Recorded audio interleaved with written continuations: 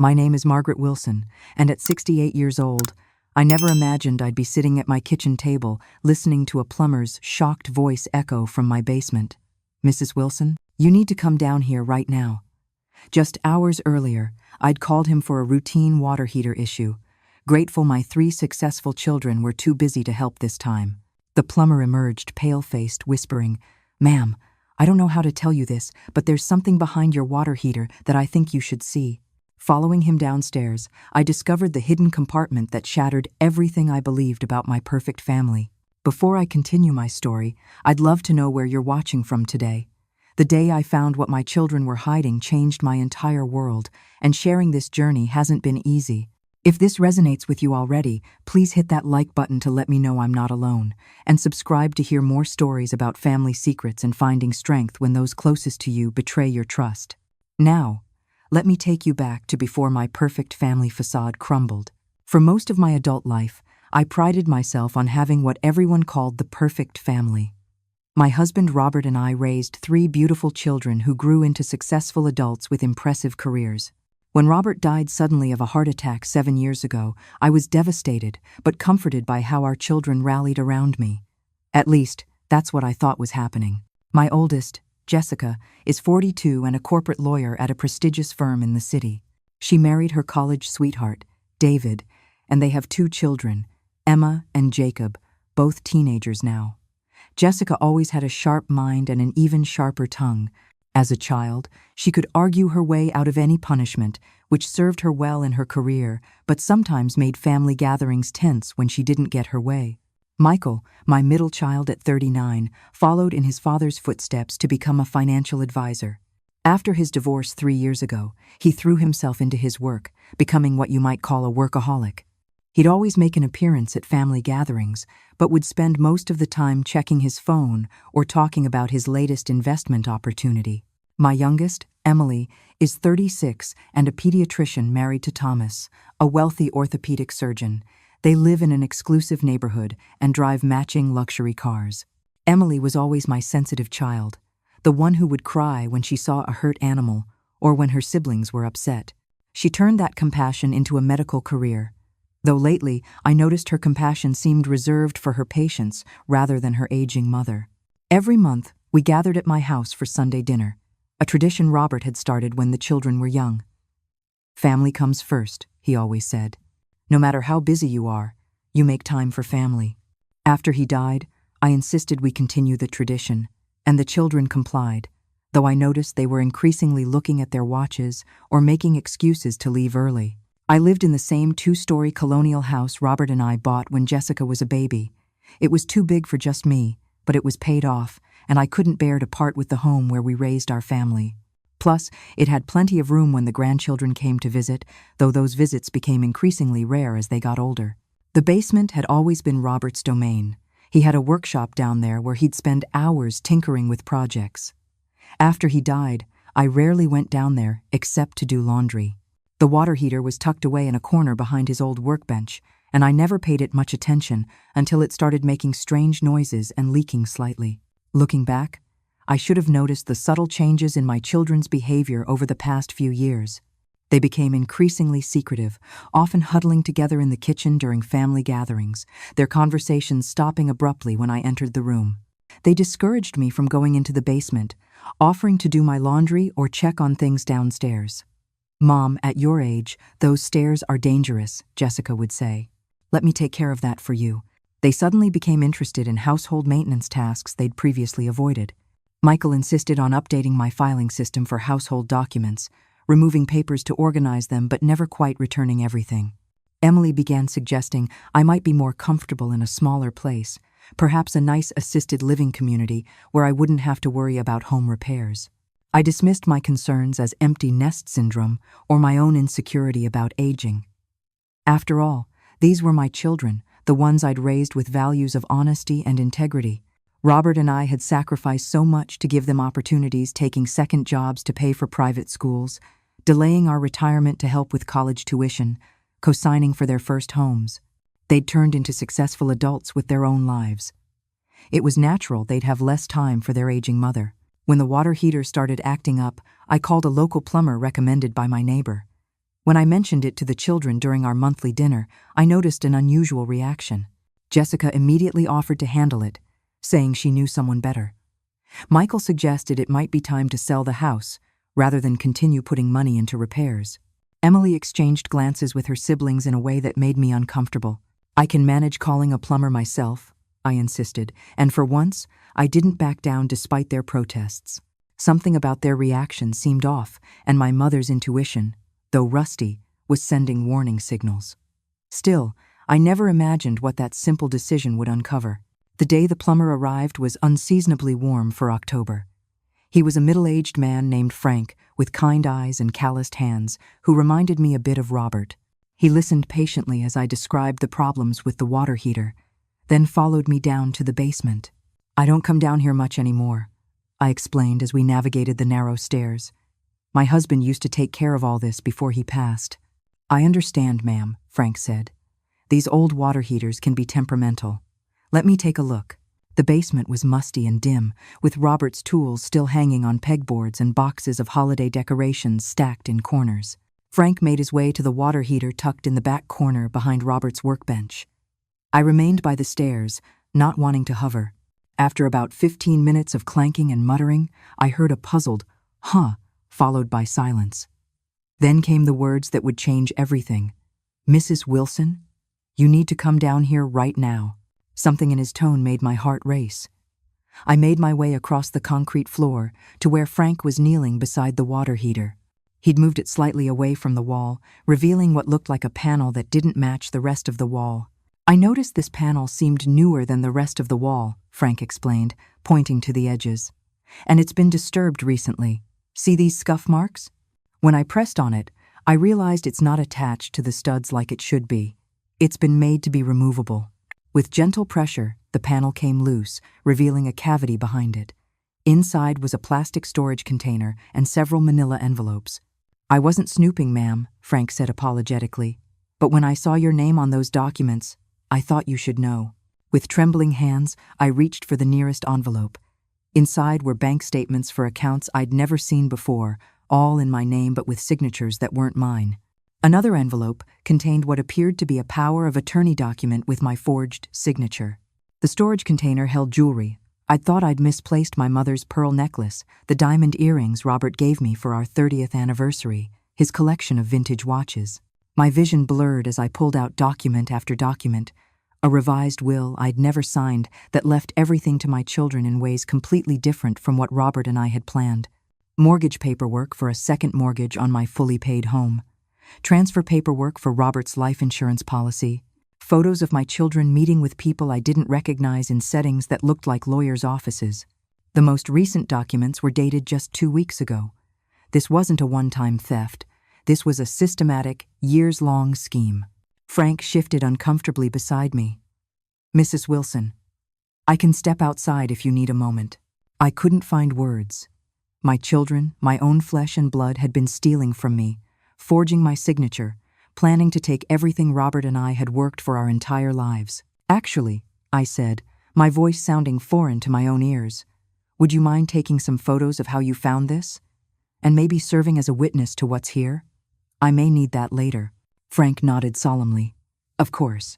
I've seen elder fraud before, but never quite like this." After documenting everything, Frank replaced the panel loosely.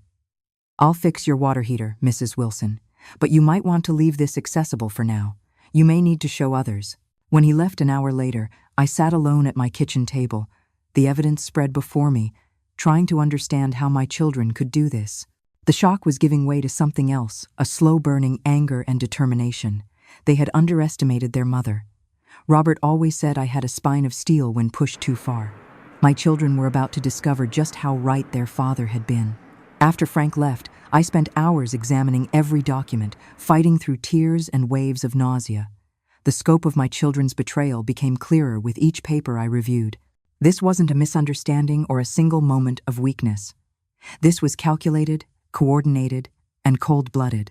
The forged power of attorney document gave Jessica complete control over all my financial decisions.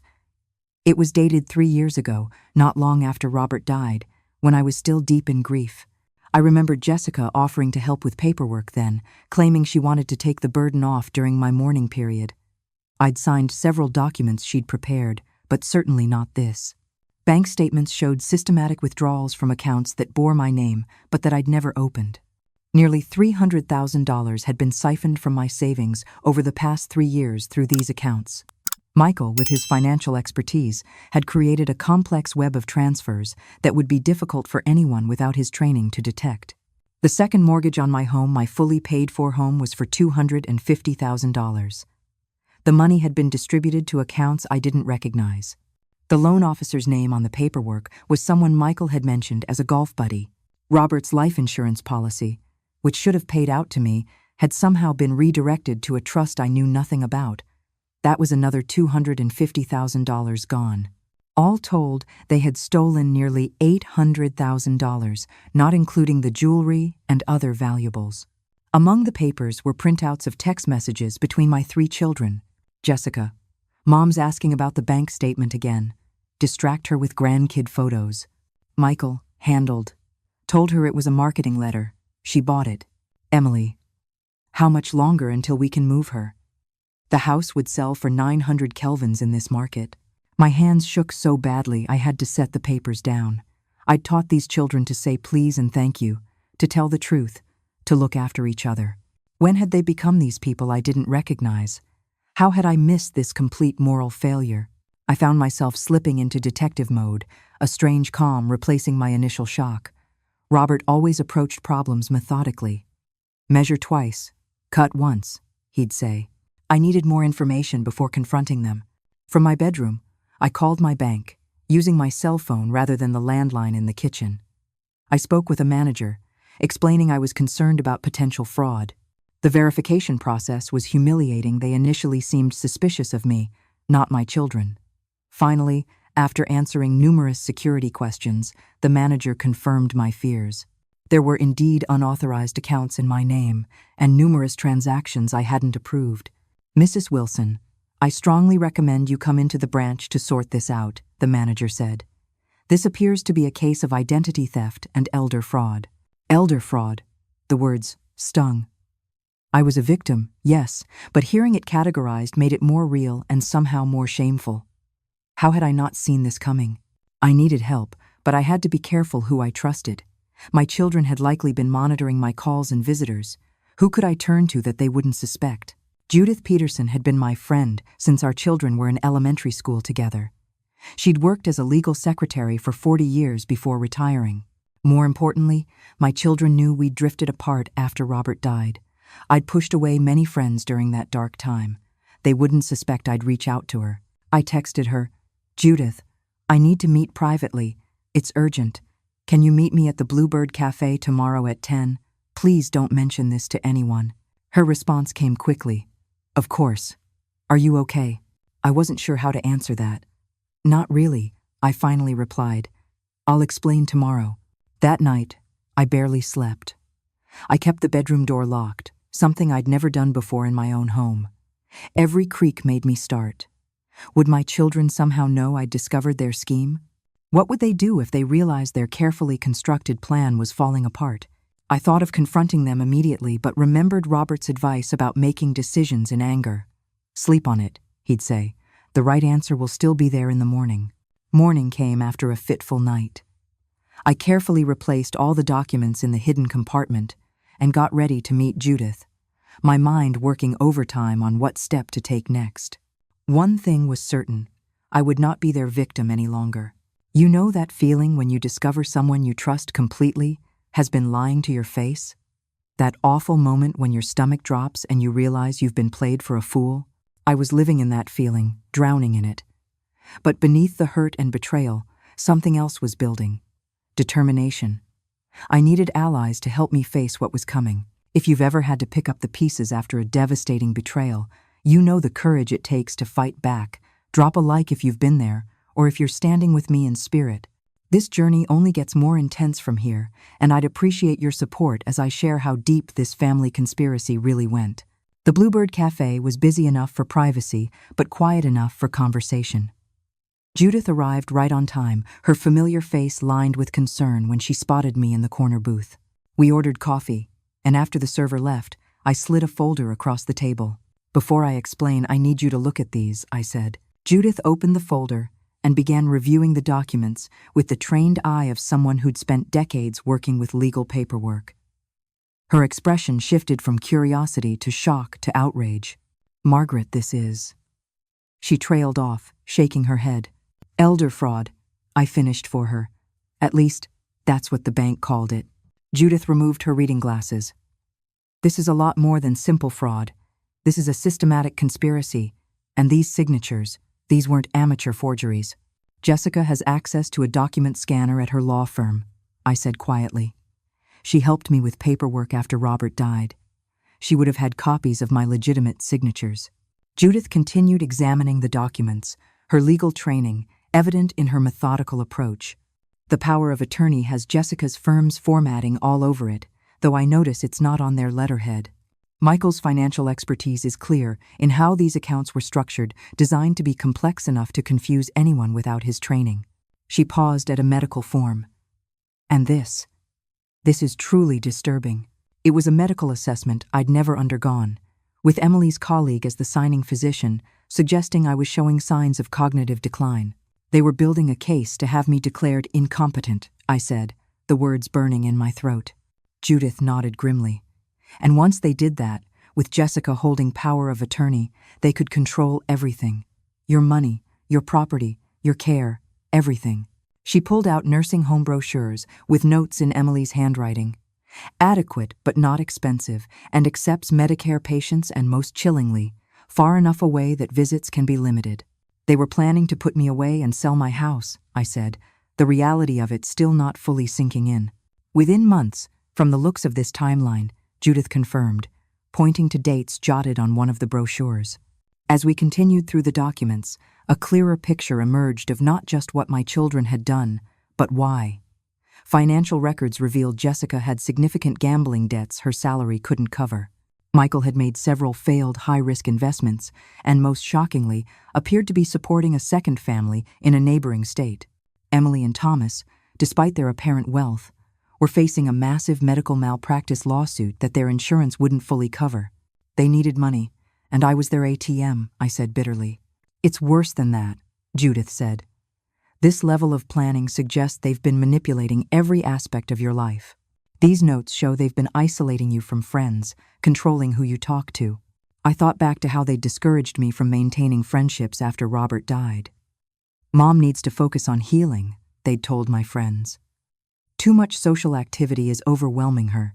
And look at this, Judith pointed to a list of my prescription medications with notes. "Emily's been consulting with someone about your medications. Some of these can cause confusion or memory issues if the dosage is too high." The horror of it made me physically ill. My own daughter, a doctor, was medicating me to make me seem confused? Judith reached across the table and squeezed my hand. "Margaret, this is criminal. Not just financially, but medically and legally. Jessica could be disbarred. Emily could lose her medical license. The potential consequences for my children hit me hard. Despite everything, some maternal instinct still wanted to protect them. But Judith's next words brought me back to reality. "They weren't just stealing your money, Margaret. They were stealing your autonomy, your dignity, your future. And they were willing to destroy your quality of life to do it."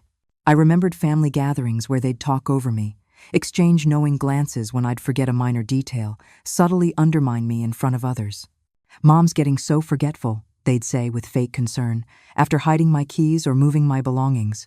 "What do I do, Judith?" I asked, feeling overwhelmed. "You need proper legal representation, someone specializing in elder law. And you need to secure whatever assets you still control before they realize you know." I nodded, straightening my shoulders. Robert always said I was stronger than I knew. I guess it's time to find out if he was right. As we gathered the documents, Judith looked at me seriously. "Are you prepared for what this means? Taking legal action against your own children?" The question cut deep, but I thought about what Robert would say. He believed in consequences. He believed in justice. Most of all, he believed in standing up for yourself. "I raised them to know right from wrong," I said finally. "If they've chosen wrong, they need to face the consequences of that choice, just like I taught them when they were young." Judith nodded with approval. That's the Margaret Wilson I remember. As we left the cafe, I felt a strange mix of heartbreak and determination. The children I thought I knew were gone, perhaps they had never really existed. But I was still here, still fighting, and they were about to learn that they had severely underestimated their mother. The next morning, I met with Richard Simmons, an elder law attorney Judith recommended. His office was warm and inviting, designed to put anxious seniors at ease. At this point, though, I was beyond anxiety and operating on pure determination. Mrs. Wilson, what you've described is one of the most comprehensive cases of elder fraud I've encountered, Richard said after reviewing my documents. The good news, if there is any, is that you've caught this before they could complete their plan. What's my first step? I asked. We need to secure your remaining assets immediately, then document everything thoroughly. Finally, we build a case and decide how you want to proceed criminally, civilly, or both. Over the next week, I became someone my children wouldn't recognize: strategic, suspicious, and steadfast. I opened new accounts at a different bank, changing all my passwords and security questions to information my children wouldn't know. I moved the small amount of savings they hadn't yet accessed. Richard helped me get a complete financial assessment done, documenting every unauthorized transaction. We filed fraud alerts with all 3 credit bureaus and froze my credit so no new accounts could be opened. Next came the harder part, gathering more evidence while pretending everything was normal. Richard advised me to install small, unobtrusive security cameras in the main areas of my house. Not in bathrooms or bedrooms, he assured me, just common areas where financial discussions might occur. Most states allow recording in your own home, especially when theft is involved.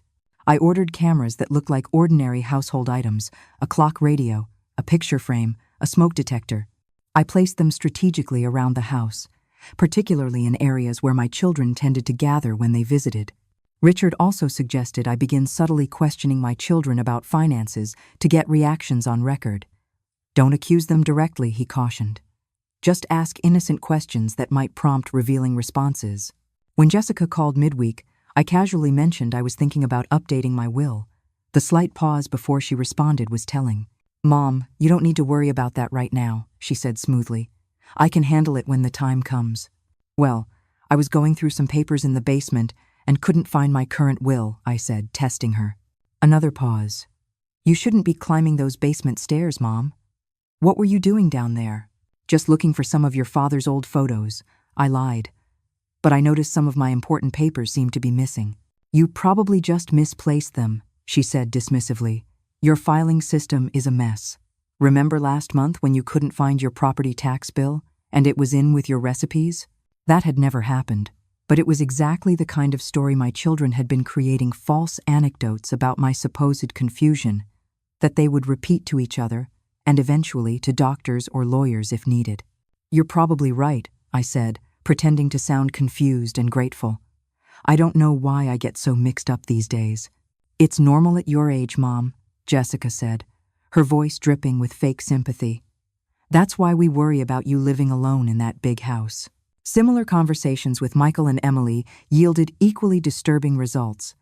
Michael tried to convince me I'd agreed to let him reinvest my savings, something that had never happened. Emily suggested my medication might be affecting my memory and offered to review my prescriptions. Each conversation was captured on my new recording devices, each one building a stronger case. The most chilling discovery came when all 3 children visited together, thinking I was at a doctor's appointment. I deliberately told them the wrong time and watched the camera feed from my neighbor's house. They went straight to the basement, checking the hidden compartment. Finding everything as they'd left it, they gathered in my living room. "We need to move up the timeline," Jessica said urgently. "Mom's asking questions about her will and financial documents." "Is she suspicious?" Michael asked. "I don't think so," Emily replied. "Her last blood work showed the medication levels where we want them. She should be experiencing enough confusion to make our case." "The house has appreciated another $50,000 since last month," Michael noted. "The sooner we get it on the market, the better." "What about the nursing home?" Jessica asked. "I've already spoken with the admissions director," Emily said. "They have a bed opening next month. Once we have the guardianship hearing, we can move her directly there." Watching my children calmly discuss removing me from my home and putting me in a nursing home while they sold everything I owned made something break inside me. The last shred of maternal protection I felt toward them disappeared. When I returned home after they'd left, I called Richard. "I want to move forward," I said firmly. "All the way forward." Together, we developed a comprehensive strategy. We gathered medical evidence showing I was completely competent, including evaluations from independent doctors Richard recommended. We documented every piece of financial fraud. We secured affidavits from the bank managers and from Frank, the plumber. Richard prepared 3 sets of documents: criminal charges we could file, civil lawsuits we could pursue, and a restitution agreement that would offer my children one last chance to make things right without public legal proceedings. "Are you sure you want to offer them any chance at reconciliation?" Richard asked. "What they've done is prosecutable. They could serve time." I thought about it long and hard. "They're still my children," I said finally. "I want them to have one chance to choose a better path. Just one." The night before our confrontation, I sat in Robert's old chair, clutching his photo. "I hope I'm doing the right thing," I whispered to him. "I hope there's still something worth saving in them." But even as I said it, I was changing the locks on my filing cabinets and moving the last of my valuables to Richard's office safe. Hope for the best, prepare for the worst, another one of Robert's favorite sayings. The next day, I invited all 3 children and their spouses for a special family dinner. The table was set with our best china. The food was prepared, all their childhood favorites, and 3 folders were hidden in the sideboard drawer, waiting for the moment of truth. I spent all day preparing for that dinner, not just the food, but myself. I made my children's favorite dishes: Jessica's preferred roast beef with Yorkshire pudding, Michael's beloved chicken piccata, Emily's favorite eggplant parmesan. I set the table with our family china, the set Robert and I received as a wedding gift that I'd kept for special occasions. I placed photos of happier times around the dining room, the children's graduations, family vacations, their weddings. This wasn't just a confrontation. It was a funeral for the family I thought I had. They arrived within minutes of each other, just as they'd done all their lives. Jessica and David came first, bringing an expensive bottle of wine they knew I wouldn't drink. Michael arrived alone, checking his phone constantly. Emily and Thomas were last, bearing a bakery cake inscribed with "We love you, Mom," that made me want to laugh bitterly. "What's the occasion, Mom?" Jessica asked, eyeing the formal table setting. "Can't a mother just want a nice dinner with her children?" I replied, amazed at how steady my voice sounded. They exchanged quick glances that I pretended not to notice. Throughout appetizers and into the main course, I kept the conversation light, asking about their jobs and the grandchildren. They relaxed gradually, probably assuming this was just another family dinner where they could manipulate dear, confused Mom. I waited until they were all on their second glass of wine before casually mentioning, "I've been thinking about downsizing. This house is awfully big for just me." The reaction was immediate. All 3 sat straighter, suddenly alert. "Really, Mom?" Emily asked, unable to keep the eagerness from her voice. "That's what we've been saying. A smaller place would be so much easier for you to manage." "We can help you look at options," Michael added quickly. "In fact, I know a great real estate agent who could get this place listed right away." "I've been thinking about my options," I continued mildly, "and looking into my finances to see what I can afford." A quick look passed between Jessica and Michael. "Don't worry about finances, Mom," Jessica said smoothly. "We can handle all that. You know how confusing these things can be." "Actually," I said, taking a small sip of water, "I've been reviewing all my financial documents. It's amazing what you can find when you really look." The atmosphere in the room shifted subtly. Thomas stopped eating mid-bite. David suddenly became very interested in his napkin. "What do you mean?" Michael asked carefully. "Well," I said, standing to clear the dinner plates, "I found some accounts I didn't know I had, mortgages I don't remember taking out, a power of attorney I never signed." I returned with the dessert, placing slices of cake in front of each of them. "Coffee? Anyone?" No one answered. The tension was thick enough to cut with the serving knife I'd just used on the cake. "Mom, are you feeling okay?" Emily asked, her doctor voice in full effect. "You seem confused." "I've never been clearer in my life," I replied, reaching for the manila envelope I'd hidden in the sideboard drawer. "In fact, I've had quite an enlightening few weeks." I laid out the documents one by one on the dinner table, methodically placing each piece of evidence where they could all see it. Bank statements, Forged documents. The medical assessment Emily had fabricated, the nursing home brochures with her notes, the timeline for selling my house. What is all this? Jessica attempted, though her voice lacked conviction. You know exactly what it is, I said quietly. It's evidence of what my children have been doing to me for the past 3 years. The silence was deafening. Then all three began speaking at once. Mom, this is ridiculous. You're clearly confused. This is some kind of misunderstanding. I held up my hand, and to my surprise, they fell silent. I have recordings, I said simply, placing my phone on the table. Of all of you discussing your plans when you thought I wasn't home, planning to have me declared incompetent, planning to put me in a nursing home against my will, planning to sell my house and steal my money. Their faces drained of color almost simultaneously. You can't prove any of this, Jessica said, lawyer mode activating. I smiled sadly. I already have. The bank has confirmed the fraud. Independent doctors have confirmed I'm completely competent. Your forged documents have been analyzed by experts. Frank, the plumber, has provided a sworn statement about what he found in the basement. I have recordings of all of you discussing your plans in my home. Their unified front began to crack. It was Jessica's idea, Michael blurted out. Shut up, Michael, Jessica hissed. You were the one who forged the documents, he continued, panic rising in his voice. And you created the fake accounts, Jessica snapped back. Emily was medicating her. Michael pointed at our youngest. I was trying to help her anxiety, Emily protested, tears forming. And you both pushed me to get Dr. Reynolds to sign off on the cognitive assessment. I trusted you, I said, my voice cutting through their bickering. I changed your diapers. I sat up with you when you were sick. I helped you with homework and drove you to countless activities and cheered at every milestone of your lives. Your father and I worked multiple jobs to put you through college without debt. We co-signed your first homes. We loved you unconditionally. Tears were flowing freely down my face now, but I continued, my voice growing stronger. And this is how you repay that love. By stealing from me, by conspiring to lock me away, by betraying every value we ever taught you. The room fell silent again, broken only by Emily's quiet sobbing. Thomas and David stared at their plates, unable to meet my eyes. Did you even think about what this would do to me? I asked. To be declared incompetent when I'm not? To be put in a nursing home away from my home and my friends? To have everything your father and I worked for stolen from us? None of them answered. I've spent the last 2 weeks trying to understand how my children could do this, I continued. The only conclusion I can come to is that I failed somehow as a mother.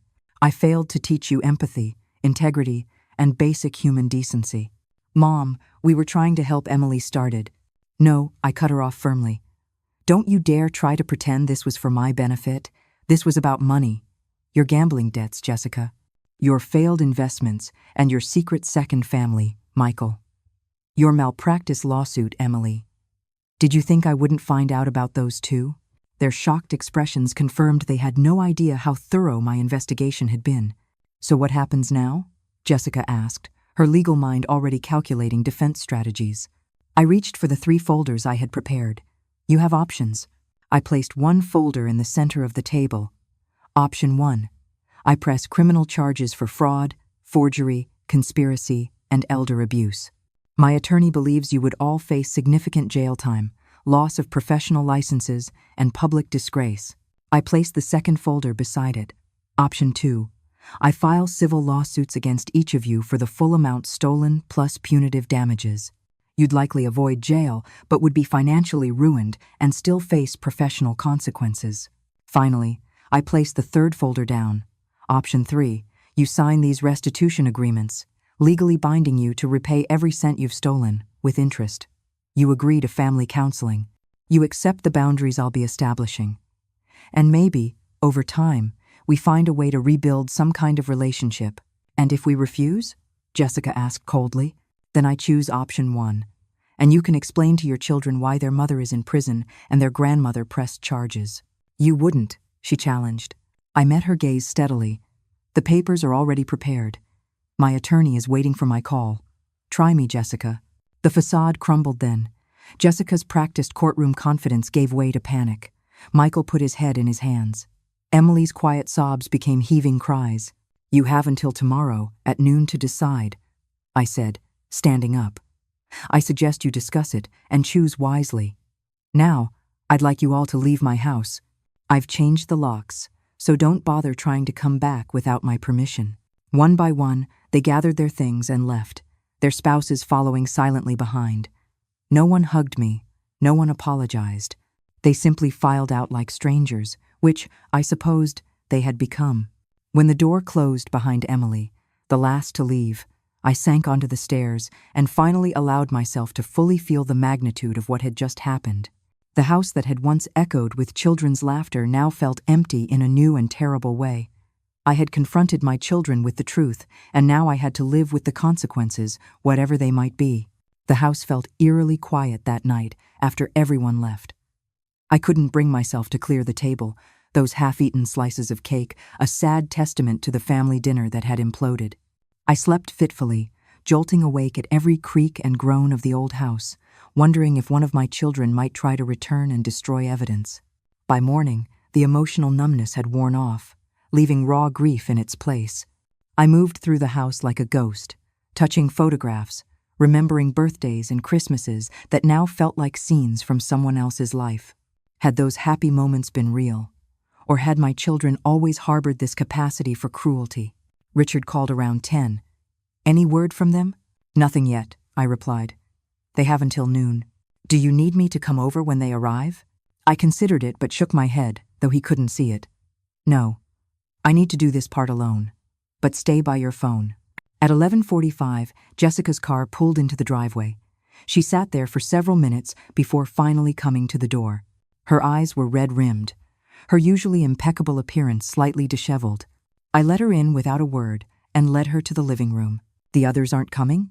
I asked. "Michael's on his way," she said, her voice hoarse. Emily's still deciding." I nodded, unsurprised. Emily had always been the most sensitive, but also the most influenced by her siblings. Jessica had been the ringleader since they were children. "I'll wait for Michael before we discuss anything," I said, sitting in Robert's chair while Jessica perched uncomfortably on the edge of the sofa. We sat in silence for 15 minutes until Michael arrived, looking haggard and unshaven. The confident financial advisor was gone, replaced by a man who looked like he hadn't slept. "Emily's not coming," he said without preamble. Thomas convinced her to get a separate lawyer. I felt a pang at that. Emily had always been the follower, easily swayed by stronger personalities. Now her husband was keeping her from facing this with her siblings. "I see," I said. "Well, let's discuss your decision." "Before we start," Jessica said, lawyer mode engaging despite her emotional state, "I want to know exactly what evidence you have. These are serious accusations, and You deserve nothing," I interrupted, my voice calm but firm. "But I'll humor you." I laid out exactly what Richard and I had gathered. The forensic analysis of the forged documents, the bank records showing their systematic theft, the sworn statements from multiple witnesses, and finally, the recordings of their conversations in my home. "Recordings aren't admissible in court without consent in this state," Jessica countered weakly. "Actually, in cases of criminal activity, they often are," I replied. "Richard has assured me these would qualify, especially combined with the other evidence. But if you'd like to test that theory in court, you're welcome to choose that option." Michael put his head in his hands. "Jess, stop. It's over. She has everything." Jessica fell silent, the fight leaving her. "Have you made your decisions?" I asked. Michael nodded, reaching into his jacket to produce his copy of the restitution agreement, signed and notarized. "I'll pay it all back," he said quietly, "and I'll do the counseling." I nodded, taking the document without comment. Jessica hesitated, then produced her own signed agreement. "I want to make one thing clear," she said, her voice brittle. "I'm signing this to avoid the public scandal, not because I'm admitting to anything." "Your admission is irrelevant," I replied. "The evidence speaks for itself. But I'll accept your agreement." "What about Emily?" Michael asked. "That's between Emily and me now," I said. "Just as your agreements are between each of you and me. From now on, I'm dealing with each of you individually." "You're breaking up the family," Jessica accused. The irony of her statement was so absurd. I actually laughed, a sharp, bitter sound that made them both flinch. "I didn't break this family," I said. "You three did that the moment you decided to conspire against me. All I'm doing is acknowledging what's already happened. After they left, I called Richard to update him. He was pleased with the outcome, but concerned about Emily. If she gets separate legal representation, they might advise her to fight this, he warned. Emily has the most to lose professionally, I pointed out. A doctor involved in elder abuse and medical fraud? She'd never practice again. Sure enough, Emily called that evening, sobbing. Mom, I don't know what to do. Thomas says we should fight it, but I can't.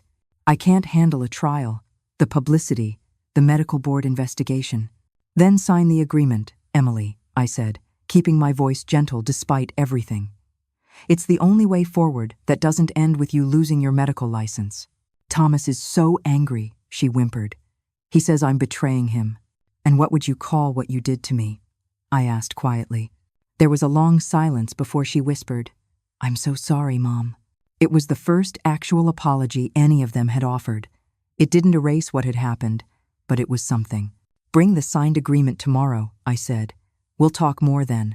Over the next weeks and months, my relationships with my children transformed into something unrecognizable from before.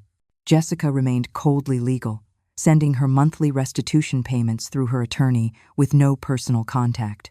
Michael alternated between avoiding me entirely and making desperate attempts to explain himself, as if understanding his gambling addiction and secret second family would somehow excuse his betrayal. Emily was the only one who seemed genuinely remorseful, attending therapy sessions and making hesitant attempts to rebuild some kind of relationship. The hardest part was explaining to my grandchildren why family gatherings had stopped. I couldn't tell them the truth that their parents had tried to steal their grandmother's home and money, but I couldn't bear to lie either. I settled for a simplified version. Your parents and I have some adult problems we're working through. It doesn't change how much I love you. As the months passed, I found myself creating a new life from the ashes of the old one. I joined a support group for victims of family fraud, finding solace in the stories of others who understood this unique form of betrayal. I reconnected with old friends, rebuilding the social network my children had deliberately dismantled. I volunteered at a senior center, helping others learn about financial security and elder fraud prevention. Some days were harder than others. Birthdays, holidays, the anniversary of Robert's death, these were painful reminders of what I'd lost. On those days, I would open the memory box I'd created, filled with children's artwork, school awards, and family photos from happier times. I would allow myself to grieve for the family I thought I had, then close the box and return to the life I was rebuilding. Through it all, I kept thinking about something Robert used to say. True character is revealed in crisis. My children's crisis had revealed who they truly were, but it had also revealed something about me, a strength I hadn't known I possessed, a resilience that surprised even myself. 6 months after the confrontation dinner, I sold the family home.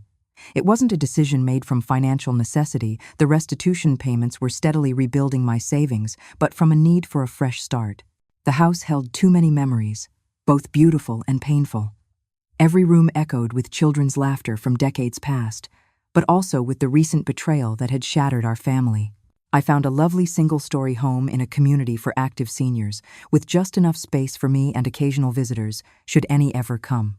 The process of downsizing was cathartic, forcing me to evaluate what truly mattered enough to keep and what I could let go.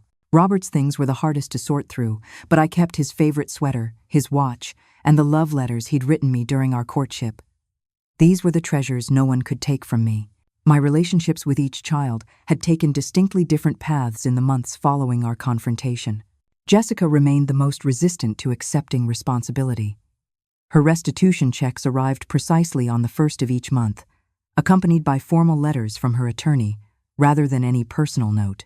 When her law firm discovered what had happened, they quietly asked for her resignation to avoid scandal. She blamed me for the loss of her partnership rather than her own criminal actions. Her husband David filed for divorce 3 months after the confrontation, unable to reconcile himself with her actions and unwilling to be tied to her diminished financial future. Jessica spiraled briefly, her gambling addiction worsening before she finally checked herself into a treatment program. It was only then, at her lowest point, that she began to show genuine remorse in her court-mandated therapy sessions.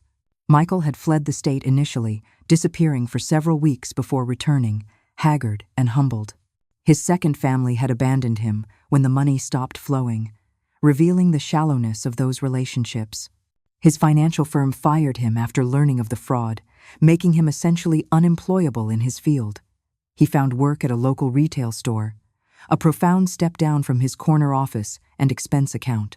Unlike Jessica, Michael's remorse seemed genuine from the start, though whether that stemmed from true regret or merely the consequences he faced remained unclear. He was the first to voluntarily attend family therapy sessions, crying openly as he detailed his spiral into addiction and deception. Emily surprised me the most. After initially allowing Thomas to dictate her response, she found her voice and her conscience. She delivered her signed restitution agreement tearfully, begging for forgiveness in a way that broke through some of my protective emotional walls. When Thomas realized she was committed to making amends, he filed for divorce, unwilling to use their joint savings for restitution payments. Emily faced an ethics review at the hospital but was allowed to keep her medical license under supervision after she voluntarily reported her own actions. She scaled back her practice and began working part-time at a clinic, serving low-income seniors, a form of penance that seemed to bring her some peace. The family therapy sessions revealed layers of dysfunction I'd been blind to for years. A therapist specializing in family fraud helped us uncover how my children had developed such profound entitlement. "Your children grew up with a certain level of privilege," Dr. Levine explained during one session. "Not extreme wealth, but comfort and opportunity. When their own financial choices created hardship, they felt entitled to your resources rather than facing the consequences of their actions. We worked so hard to give them advantages we never had," I said. "Did that somehow cause this?" "Privilege, without sufficient emphasis on gratitude and responsibility, can create entitlement," he replied. "But your children were adults who made their own choices. Understanding the psychology doesn't excuse their actions. Those sessions were brutally difficult but necessary. I had to examine my own role in creating a family culture where money and status had perhaps been overvalued. Robert and I had emphasized achievement and success, celebrating good grades, prestigious colleges, and high-paying careers. Had we inadvertently taught them that money was the ultimate measure of worth? I think we always assumed we were teaching them the value of hard work," I told Dr. Levine. "But maybe they learned to value the rewards more than the work itself. Some relationships improved through this process of painful honesty. Others remained fractured. Emily and I established a cautious new connection built on her genuine remorse and efforts to make amends. Michael fluctuated between periods of sincere effort and backsliding into self-pity. Jessica remained the most distant, though even she eventually began to thaw slightly, sending brief personal notes with her restitution payments instead of formal legal letters. Throughout this period of rebuilding, I discovered strengths I never knew I possessed. I joined a community garden, planted my first vegetables, and found unexpected joy in nurturing growing things. I took a watercolor class and discovered a modest talent that brought me peace. I volunteered at a financial literacy program for seniors, using my painful experience to help others protect themselves. My circle of friends expanded beyond what it had been even when Robert was alive. Without my children's subtle interference, I reconnected with old friends and made new ones through my volunteer work and community activities. I had standing lunch dates and movie nights, a book club, and even a walking group that met 3 mornings a week. "You seem different," my old friend Judith remarked over coffee one day. "Lighter somehow, despite everything." I considered this. "I'm not carrying the weight of false relationships anymore," I finally said. "There's a freedom in that, even with all the pain." The first holiday after the confrontation was the hardest. I declined Emily's tentative invitation to join her for Thanksgiving, not yet ready for that level of normalcy. Instead, I volunteered at a community dinner and found unexpected joy in the company of strangers who became friends over pumpkin pie and coffee. By the following spring, I felt ready for a cautious step toward family reconnection. I invited my grandchildren for an afternoon, carefully coordinating with their parents to ensure no awkward overlaps. Jessica's children were teenagers now, old enough to sense the family tension but young enough to accept my simplified explanation that Grandma and your mom are working through some grown-up problems. Emily's children were younger and less affected by the family fracture, bouncing into my new home with uncomplicated enthusiasm for the cookies I'd baked. Those visits became regular bright spots in my new life, carefully scheduled islands of normalcy in the sea of complex emotions that family had become. My relationship with my grandchildren remained untainted by their parents' actions, a precious reminder that love could still flow purely between generations.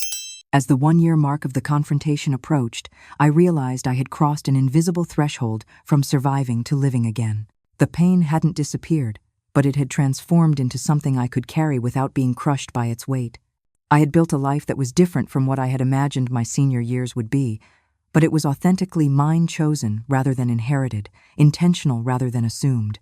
Healing doesn't mean forgetting, Dr. Levine said during what would be our final individual session. It means integrating the experience into your life story without letting it define you. I thought about Robert, about what he would say if he could see our family now. He had always valued truth above comfort, integrity above convenience. Do right, even when it's hard, he would tell the children when they were young. I liked to think he would be proud of how I had finally embodied that lesson, even when doing right meant confronting our own children. The rebuilding wasn't complete, perhaps it never would be. Family relationships damaged by such profound betrayal don't heal in neat, linear ways. There were setbacks and painful moments, fresh revelations and old wounds reopened. But there was also growth, truth, and a hard-won wisdom that comes only from walking through fire and emerging on the other side. My life had been broken open, but in that breaking, I had found parts of myself I never knew existed: strength, resilience, and the capacity to begin again, even in the winter season of my life. You know, rebuilding after betrayal isn't something they prepare you for in those parenting books. Nobody tells you that someday you might have to start over in your 60s, learning to trust again after the people you loved most violated that trust in the worst way. If my story has touched something in you, please hit that like button. It means more than you know to feel understood. If you've been through family betrayal or know someone who has, share this video. Sometimes just knowing you're not alone can be the first step toward healing. I read every comment, and your support has been a bright light during this journey. Subscribe if you'd like to hear more about navigating family complexities and finding strength in unexpected places. Remember, it's never too late to stand up for yourself and create a life of dignity and joy, even after heartbreak. 2 years passed since that fateful day when Frank the plumber discovered the hidden compartment behind my water heater. 2 years of grief, growth, and gradual rebuilding of a life I could never have imagined for myself. As I arranged flowers in my sunlit kitchen, preparing for a small gathering of friends, I reflected on the journey that had brought me here. My new home had become a true sanctuary, smaller than the family house, but perfectly suited to my needs. I'd painted the walls in bright, cheerful colors Robert would have called bold with good-natured skepticism. I'd filled the space with plants, art, and only the furniture and mementos that brought me joy. This home reflected who I was now, not who I had been as a wife and mother. The doorbell rang, and I was surprised to find Frank on my doorstep, looking sheepish and holding a bouquet. "Frank, what brings you here?" "I was installing a dishwasher 2 doors down," he explained. "Saw your name on the mailbox and thought I'd stop by to see how you're doing. These are from my garden," he added, offering the flowers.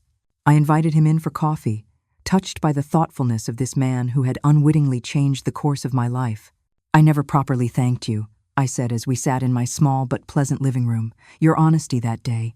It was difficult, but it was a gift. You could have ignored what you found, fixed the water heater, and gone on your way."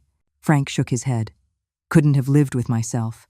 My own mother was taken advantage of by a shady contractor in her later years. Swore I'd never look the other way when I saw something wrong." We talked about his family, my volunteer work, the weather normal. Pleasant conversation. As he was leaving, he paused at the door. "You know, Mrs. Wilson, I see a lot of homes in my line of work. A lot of families. What happened to you? It's more common than people think. But how you handled it, that's rare. That took real courage." His words stayed with me long after he left, prompting me to reflect on how far I'd come since that day. The legal and financial aspects had largely been resolved. Jessica, Michael, and Emily had all completed about half of their restitution payments. My financial security had been restored, though with more modest expectations than before. The emotional landscape of my family had shifted into a new configuration, not healed, exactly, but adapted to the reality of what had happened. Jessica had slowly begun to acknowledge her responsibility after completing her gambling addiction treatment. Our relationship remained formal, but had lost some of its earlier hostility. She had remarried recently, a more modest union than her first. Her new husband knew her history and seemed to provide the accountability she needed. She was working at a smaller law firm, handling less prestigious cases, a humbling but perhaps necessary recalibration. Michael had moved to another state, starting fresh in a sales position far removed from the financial industry. His monthly calls were still heavy with shame, but increasingly included details of his ongoing recovery and his efforts to be honest in all his dealings. He had reconnected with his first wife and was carefully rebuilding a relationship with the children from that marriage, trying to be the father he should have been from the start. Emily had surprised everyone by finding her voice through this ordeal. After her divorce from Thomas, she had thrown herself into her work at the community clinic, eventually becoming its director. Our relationship, while still carrying the scars of betrayal, had developed a new dimension of mutual respect. She had been the most consistently remorseful and had worked the hardest to make amends beyond the financial restitution.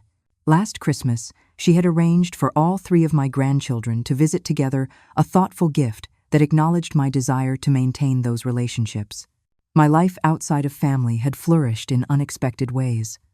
The financial literacy workshops I started at the senior center had expanded to 3 locations. I'd been featured in a local newspaper article about elder fraud prevention, sharing my story publicly for the first time. The response had been overwhelming. Dozens of seniors contacted me with similar experiences, many too ashamed or defeated to have fought back as I did. "You made me realize I wasn't alone," one woman told me after a workshop, "and that it wasn't my fault."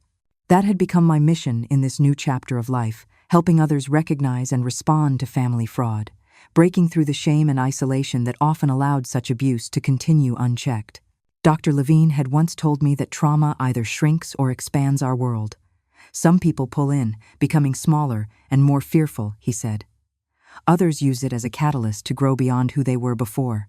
"You're in the second category, Margaret." I hadn't felt that way in those early dark days after the confrontation, when grief threatened to swallow me whole. But gradually, I had expanded into a version of myself I'd never known existed, more autonomous, more outspoken, more connected to the wider world rather than just to family. Robert would be surprised by who I'd become. The dutiful wife and mother who had deferred to his decisions, who had centered her life around family, had transformed into someone who traveled solo to elder rights conferences, who spoke publicly about difficult topics, who had opinions she wasn't afraid to voice. I still talked to Robert sometimes, especially when making big decisions. I kept his photo on my bedside table and wore his wedding ring on a chain around my neck. But I no longer felt I needed his approval to move forward. I had learned to trust my own judgment, a hard-won confidence born from navigating the worst betrayal imaginable and finding my way through. Family gatherings were different now, carefully orchestrated to respect new boundaries. I saw my children individually or in smaller configurations, never attempting to recreate the family dinners of the past. Those belonged to another life, another Margaret. I had accepted that some damage couldn't be undone, some trust couldn't be fully restored. Yet within those limitations, there were moments of genuine connection. Emily's daughter learning to bake cookies in my kitchen, Jessica's son calling for advice about college applications, Michael sending photos of his volunteer work at a community garden, inspired by mine. These small bridges across the chasm of betrayal weren't the family life I had envisioned, but they were real, honest connections, unburdened by the weight of false perfection we had maintained for so long. As I prepared for my friends to arrive for our monthly book club, I felt a deep gratitude for this unexpected life. The pain of betrayal had carved new channels in me that now ran with friendship, purpose, and authentic connection. The family I had lost had made space for a community I would never otherwise have found. The plumber's discovery behind the water heater hadn't just revealed my children's betrayal, it had ultimately revealed my own capacity for resilience, for beginning again when I thought life was winding down. It had shown me that family is both our greatest vulnerability and our greatest strength, capable of inflicting the deepest wounds and also teaching the most profound lessons about love, forgiveness, and the complicated nature of human connection. 2 years ago, I thought my life was ending. Instead, I had found a new beginning, proving that it's never too late to tell your own story, even when others try to write it for you. I want to thank you for staying with me through this entire journey. Sharing such a personal story isn't easy, but your support has meant everything. If my experience has resonated with you or helped you understand someone in your life who's faced family betrayal, would you consider sharing this video? Every share helps another person feel less alone in what can be such an isolating experience. What about you? Have you ever had to rebuild trust after a betrayal? Or have you witnessed someone's strength in adversity that inspired you? I'd love to read your thoughts in the comments below. And if you'd like to hear more stories about finding resilience in life's most challenging moments, please subscribe to this channel and hit that notification bell. Remember, it's never too late to reclaim your power and create the life you deserve. From my heart to yours, thank you for listening, and I wish you strength on your own journey, whatever it may be.